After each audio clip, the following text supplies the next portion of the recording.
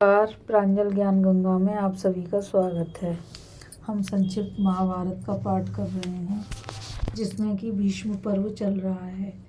कल हमने कथा में श्रीमद् भगवद गीता के ज्ञान विज्ञान योग नामक अध्याय को पढ़ा था।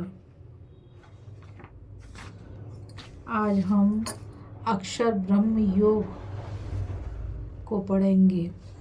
अर्जुन ने कहा, पुरुषोत्तम वह ब्रह्म क्या है, अध्यात्म क्या है, कर्म क्या है, अधिभूत नाम से क्या कहा गया है और अधिदेव किसको कहते हैं। मधुसूदन, यहाँ अधियज्ञ कौन है और वह शरीर में कैसे है तथा युक्त चित्त वाले पुरुषों द्वारा अंत समय में आप किस प्रकार जानने में आते हैं।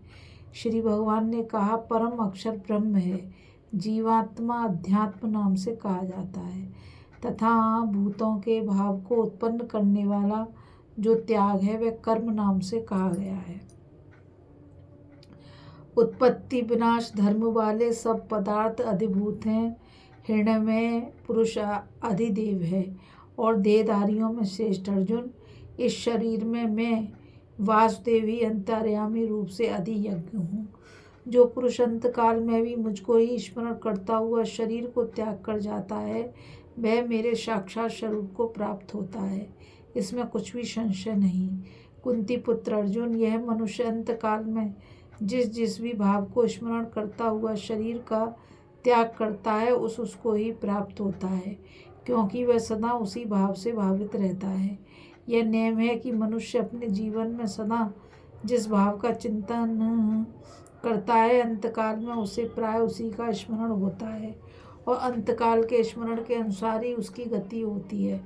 इसलिए अर्जुन, तू सब समय में निरंतर मेरा स्मरण कर और युद्ध भी कर। इस प्रकार मुझ में अर्पण किए हुए मन बुद्धि से युक्त होकर तू निस्संदेह मुझको ही प्राप्त होगा। पार्थ, यह नियम है कि परमेश्वर के ध्यान के अभ्यास रूप योग से युक्त दूसरी ओर न जाने वाले चित्त से निरंतर चिंतन करता हुआ पुरुष परम प्रकाश स्वरूप परमेश्वर को ही प्राप्त होता है।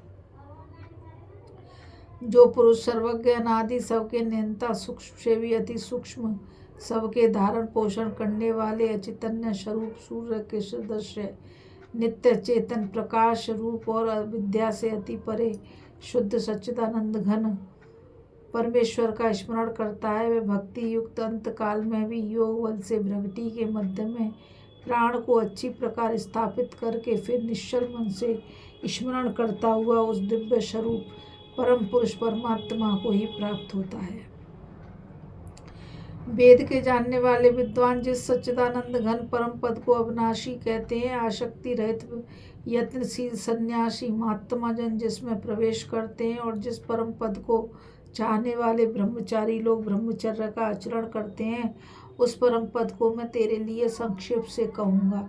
सब इंद्रियों के द्वारों को रोककर तथा मन को हृदय में स्थिर करके फिर उस जीते हुए मन के द्वारा प्राण को मस्तिष्क में स्थापित करके परमात्मा संबंधी योग धारणा में स्थित होकर जो पुरुष ओम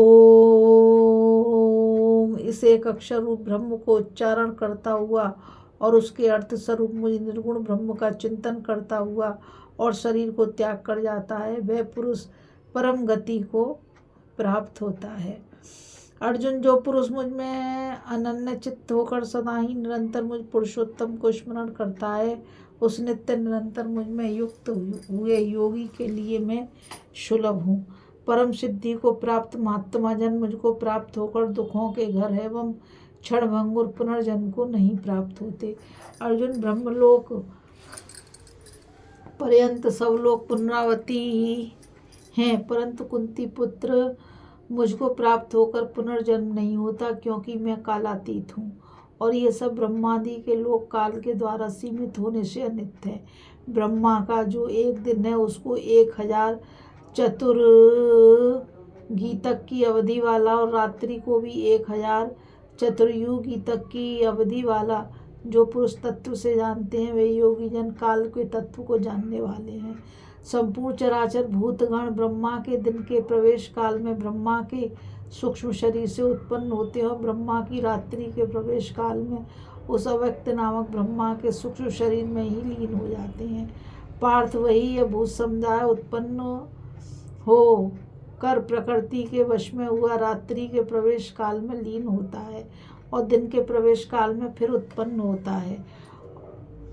उस अव्यक्त से भी अति परे दूसरा विलक्षण जो सनातन अव्यक्त भाव है वह परम दिव्य पुरुष सब भूतों के नष्ट होने पर भी नष्ट नहीं होता, जो अव्यक्त अक्षर इस नाम से कहा गया है। उसी अक्षर नामक अव्यक्त भाव को परम गति कहते हैं तथा जिस सनातन अव्यक्त भाव को प्राप्त होकर पुरुष वापस नहीं आते वे मेरा परम धाम है।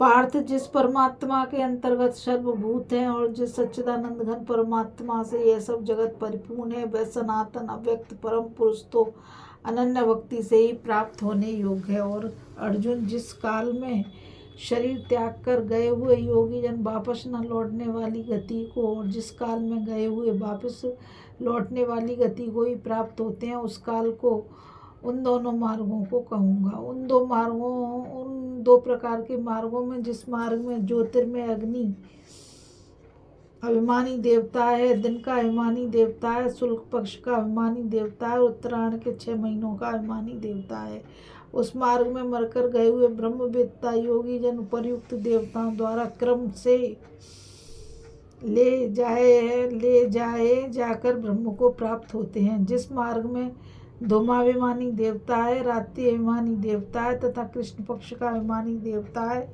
और दक्षिणायन के 6 महीनों का अभिमानी देवता है, उस मार्ग में मरकर गया हुआ सकाम कर्म करने वाला योगी उपर्युक्त देवताओं द्वारा क्रम से ले गया हुआ चंद्रमा की ज्योति को प्राप्त होकर स्वर्ग में अपने शुभ कर्मों का फल भोगकर वापस आता है। क्योंकि जगत के 2 प्रकार के शुल्क और कृष्ण मार्ग सनातन माने गए हैं, इनमें एक के द्वारा गया हुआ जिससे वापस नहीं लौटता परंतु उस परम गति को प्राप्त होता है और दूसरे के द्वारा गया हुआ वापस आता है। पार्थ, इस प्रकार इन दोनों मार्गों को तत्व से जानकर कोई भी योगी मोहित नहीं होता। इस प्रकार अर्जुन तू सब काल में समतत्व बुद्धि रूपी योग से युक्त हो। योगी पुरुष इस रहस्य को तत्व से जानकर वेदों के पढ़ने तथा यज्ञ तप और दान आदि के करने में जो पुण्य फल कहा है उस सब को निस्संदेह उल्लंघन कर जाते हैं और सनातन परम पद को प्राप्त होते हैं। इस कथा में बस इतना ही। अभी हम कथा में अक्षर ब्रह्म योग नामक अध्याय को पढ़ रहे थे।